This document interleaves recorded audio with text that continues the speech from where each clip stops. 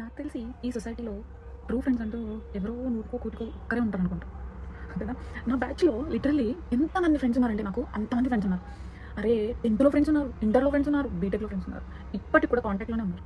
కానీ ఒక్కరు కూడా తిన్నవా ఉన్నవా అని అడుగుతారు. అయ్యా తిన్నవా ఉన్నవా అని అడుగు. ఎందుకున్నారు? ఏం కాంటాక్ట్ లిస్ట్లో అయితే ఉన్నారు. ఎందుకున్నారు తెలియదు, నాకైతే తెలియదు ఎందుకున్నారు.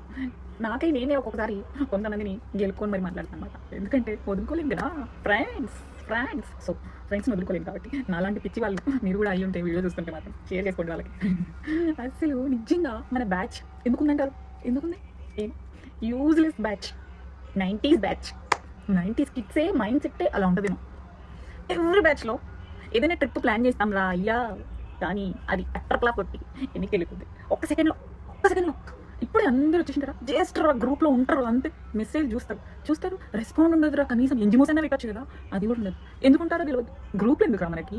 ఓ ఈవెన్ నువ్వు గ్రూప్లో ఉన్నావు, నిన్ను గుర్తించాలి అంటే నువ్వు ఉన్నావు బతుకున్నావు అంటే ఏదో ఒక రిప్లై ఇవ్వు.